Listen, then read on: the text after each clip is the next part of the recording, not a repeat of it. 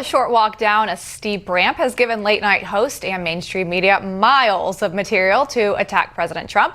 The president walking cautiously down a ramp after giving a graduation speech at West Point Saturday, and it caused all kinds of speculation and criticism. Look at a few of these headlines. In the New York Times, it reads, "Trump's halting walk down ramp raises new health questions." And CNN reads, "Trump isn't aging well." But conservative columnist Henry Olsen says Rampgate has nothing to do with Trump's health. It has everything to do with media bias.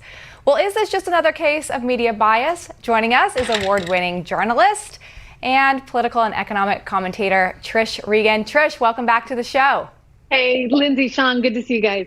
Trish, there's days in which I don't think I could guess how much worse it could get. I mean, CNN brought on Dr. Sanjay Gupta to analyze the president's health based on a walk down a ramp. And let's be honest, I mean, the president, it seems like, was making sure they didn't trip because he knew how they would react if something went wrong. The lengths to which these guys go continues to amaze me.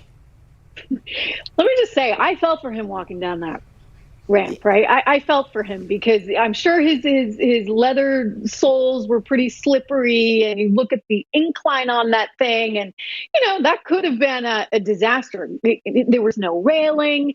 I get it, but for them to then interpret that, Sean and Lindsay, as though somehow he's sick because he slowed down to walk down a ramp, I mean, that is pretty crazy stuff in and of itself. But this is who they are, right?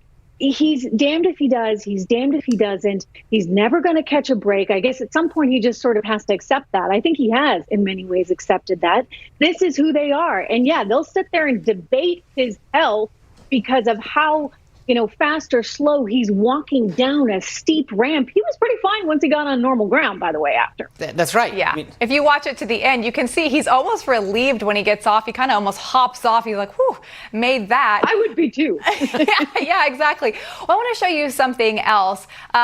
Comparing two different headlines. We talk about headlines a lot and how people just read headlines, but I want to pull these up for you. They're both on the exact same topic. A headline from Fox News app and one from CNN app showing Muhammad Aubrey's mom and her comments on the president.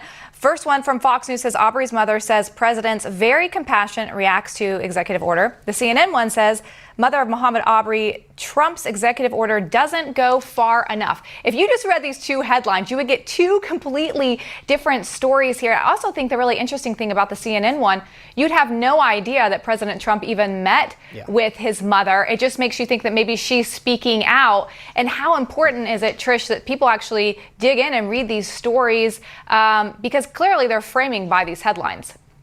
There is such tremendous bias. The idea that somehow you take your opinion and you leave it on the coat rack when you walk into the newsroom, those days are clearly gone. I don't know if they frankly ever existed because let's face it, we're all human beings and we all have certain, I think, inherent views on things, whether we want to admit it or not. And CNN has made it very clear where their stance is, right? And they've almost in some ways become an arm of the Democrat Party. I mean, that's what it feels like. And so as a journalist, I look at it and say, wow, I mean, the bias is so obvious. I think this particular case in point is a really good one to highlight because he went on a limb in some ways, meeting with those families and also, saying he was going to come down with this executive order for reform within the police departments. There are, members of his base that may not like that, but he did this because he felt it was right. But he's never going to get any credit from it or for it from the left. No, that's just the reality. Yeah, but it's just, it continues. I mean, I remember a few years ago, probably 10 years ago now, we're talking about Terry Schiavo, and the media went nuts because Dr. Bill Frist tried to analyze her from a TV report, and they were saying how ridiculous this is. And then you have Sanjay Gupta there, literally, as you were saying, Trish, try to analyze this guy by his walk down a ramp. And I don't even care how steep it is, but the bottom line is that he wanted to be careful. I mean, it's amazing the lengths to which they continue to go. And it's every week there seems to be another blatant example of this. So yeah, I think they hate him. I think that's the reality. I don't think. I think I know. But think about it. I mean, then you're somehow, you see it as your moral obligation, right? to try and change who is the president of the United States. And so I think that they've really taken this on with so much gusto in a way that is not healthy, is not right, is not good for society. Any kind of, balance that they might have even tried to present is completely out the window. And they feel okay with that. Yeah. They're completely empowered to do that. They think it's the right thing. Right. Well, I guarantee you by the next time we have you on, we'll be having a whole new example of something else to talk about. So thanks for being here today. Great to see you guys. Thanks. Good to see you.